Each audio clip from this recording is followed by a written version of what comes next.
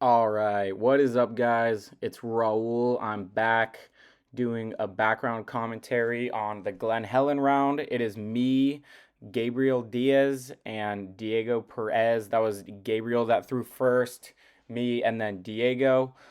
Just trying to get this video out so that way we can have the commentary and the preview out for the tournament coming up here. It's the Hyzer Jam this weekend. It's going to be one round at Martha, which I just released the video for, and then one round here at Glen Helen. So hole one, short par three. We got the basket kind of up on the right-hand side. Gabe throws a backhand. I throw a backhand. He leaks out OB left into that street.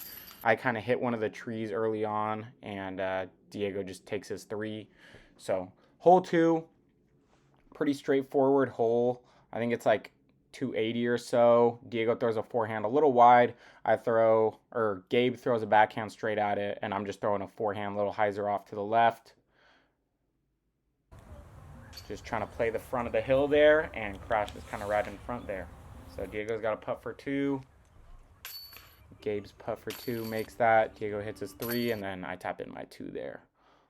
Hole three, another kind of straight shot, but you do kind of want to turn this one from left to right as you have that kind of outhouse thing that Gabe threw it right behind. I try to throw a forehand, turn this one over a little bit too much, and then Diego just goes straight at it and doesn't quite get it turned up over as much as you want it, but he's going to have a putt. I stay in bounds, so I throw my up shot kind of right in front of the basket. Diego just misses his putt. And Gabe, looking for his two, goes a little bit long there. Has a comebacker and just misses that one. Camera nerves. First few holes on camera is always a little nervy. So that pole to the left is a Mando. This is a par four. So you kind of want to throw a hyzer around this big tree and just end up out in the middle out there. You really don't need too much distance. Of course, I hit the tree early trying to bite off more distance, but I can still get up and down for my birdie. I think I have like 360 in or something, but I just put it a little bit low and it skips a little bit left. I'll have a putt, but not great. Diego tries to play the wide hyzer with the overstable disc, comes in. Looks like he gets a little skip up there. He'll be in circle. Gabe also throwing an overstable disc on hyzer, skipping it up there, and his is pretty close. So I got a long jump putt at it. Gonna tap in my par four, and Diego hits a nice putt for three. Gabe taps that in. Another par four. That pole on the left is a Mando again, and it kind of slopes down to the left, so you really want to put it wide right and kind of skip down there as you're like over that right part. Then it starts to fade out left and kind of skips right into that money zone past the pole, and they do that nicely. You can see the basket in the back just pretty much all the way straight. I turned mine over a little bit too much, but it comes at the end and skips left, so I have a little forehand up shot. I do that, skips up there nicely, and then takes a little roll down. So I'll have a long putt for birdie, but not what you want. Diego throws a backhand hyzer at it. I think he goes a little bit long. Gabe doing the same thing. Goes a little bit long as well, but has a good putt. I essentially lay up. Gabe's putt there. It's a nice putt for birdie there. And Diego just right off the front cage there. That's all right. He'll be tapping in a par. But this is definitely one you want to get. Next one, pretty uphill. I think 350. I don't think it's OB right of this pole here, but you kind of want to throw it straight at that metal fencing and push it straight towards that with something that will fade at the end. So Diego kind of pulls his off a little bit. I'm going PD, Nordic Phenom, and just put mine a little too high. You kind of need to push it lower so that way you could get that forward push up the hill. Diego lays up, gets a brutal roll, and still rolling. So he's going to have a long putt for par. See if he can make that comebacker.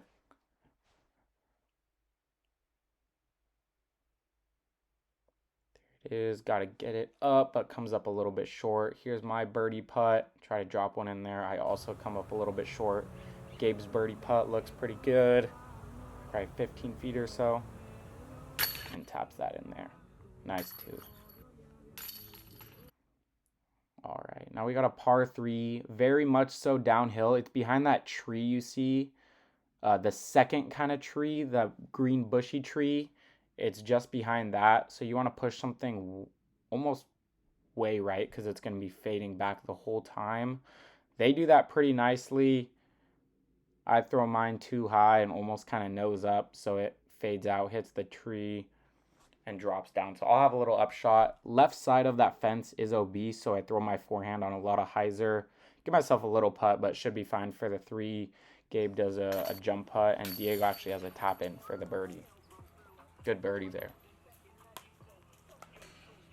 Hole 8 is a hyzer. We're actually teeing off from out of bounds, so if you mess up and don't get it past that sidewalk, then you're going to be teeing off again, I believe. I don't think there's a drop zone. I think you re-tee. So he hits that hyzer nice. Gabe hits that hyzer nice. Nice and wide, kind of pushing straight. And then, let's see. I cut it a little bit inside, but I do get past the tree, and I skip past that tree up there by the basket, give myself a putt, and just miss it left. There we hit my comebacker for par, but get the par, and Gabe and Diego get their birdies. This one, you kind of have a little gap to hit off the tee. There's 2 trees that you need to hit it in between, and you kind of want to hit it on a little bit of hyzer with a semi-overstable disc, so that way you can push a little straight and then fade out the end, just like Gabe does there. And Diego did that too, but he might have thrown a little too fast of a disc. I do the same thing, go straight, just miss that tree in the middle and get a little skip left. So Diego does go out of bounds actually long because it is a little bit downhill and, you know, can kind of just carry the disc. Gabe hits a nice putt for 2. And nice I hit a nice long putt for 2. So that's a good 2 to get. You just want to give yourself a putt. And this one is a downhill long par 4, OB path and left. And there is a parking lot off to the right that you kind of need to be careful not to turn over something too much to. So I try to throw a big turnover with a nuke, and it ends up kind of stalling out, hits the tree, and then just kind of drops out of bounds off to the left there. Diego throws a nice flat shot with something that's going to turn over and just pushes right a little bit too much. I don't think he's OB, but he's way off to the right there. And the basket from where I am is just dead straight, a little left. So I'm just trying to get some more distance and give myself a look for the par. Here's Diego's second shot. I think I said it was a par 4. It actually is a par 5. So you can get there in 2, but it takes a really good drive. And then Gabe had pretty much as good of a drive as it gets. And here's his second shot. You can see the basket in the back there. If he would have turned that over a little bit, maybe he would have had a look. But like I was saying, it takes 2 really good shots to get there in 2. So I do my upshot there. Go a little bit long, but have a good look at it for par. Diego does a little hyzer upshot there. Has a putt for birdie. As does Gabe. Just a jump putt. Almost a look for eagle he had. So there's Diego's birdie putt, my par putt, and Gabe's birdie putt. This one's a hyzer. It's behind that big tree. So Gabe's trying to throw a big hyzer. Looks like he kind of pulled it off to the right there. That street is OB right, and it lands on the street. So he is OB there. Diego throws a good looking hyzer here. And it just hits the front of the tree and kind of just drops there. I'm trying to just go straight at it with a little bit of turn. And I do hit it straight. It does turn a little bit, but then it's going to fade out at the end there. So I'll have a look, wide open look on the left, because if you're on this right side, it gets kind of weird because the trees are really low and you kind of need to go around it, but then you could hit some of the outside shrubbery. Diego hits Nice par putt. Gabe cleans up the par. Here's my birdie look. Outside chance. Just miss it a little bit low, but tap in the par there. This one's just a hyzer. It's kind of behind that sign. So you want to throw a hyzer off to the right and skip it just behind that sign if you can. It looks like Diego pushed his a little bit too straight. So he'll have a long putt, but not exactly what you want because it's a pretty straightforward hole. I actually go in front of the sign and I will have a putt.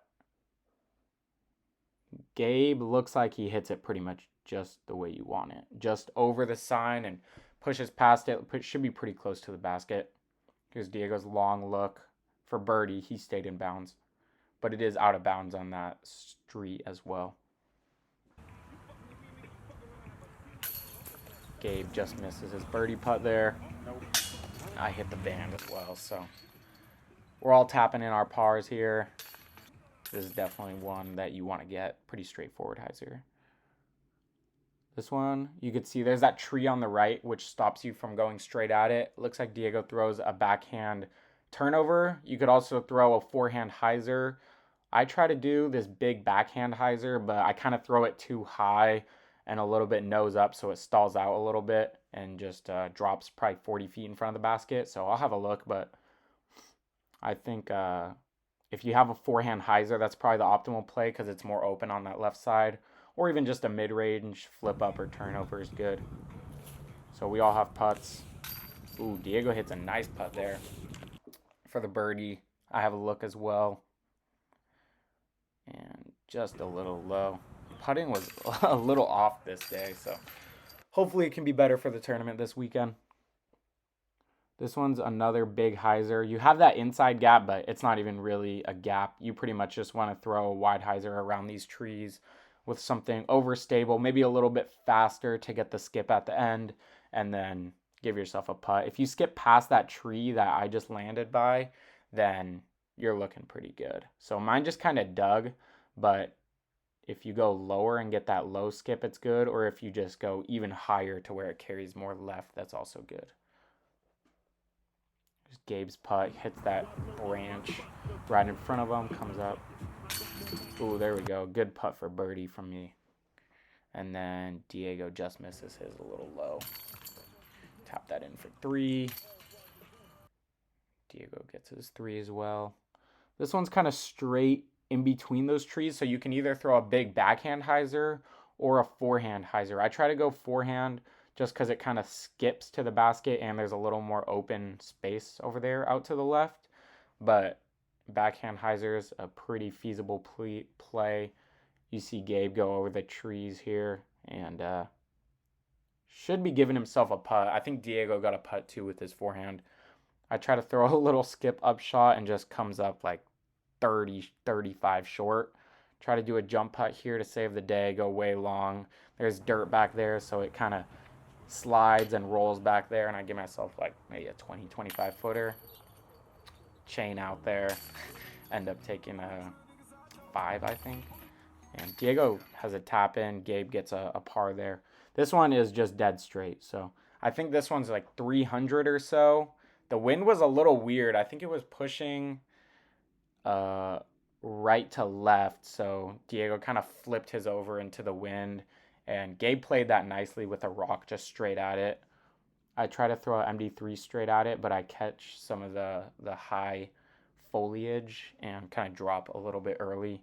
So try to give it a long bid, but drops a little bit short. Taking the 3. Pretty straightforward hole. You definitely want to get this one. Diego hits a nice putt there, so that was good. And Gabe also hits a nice putt there, barely from inbounds.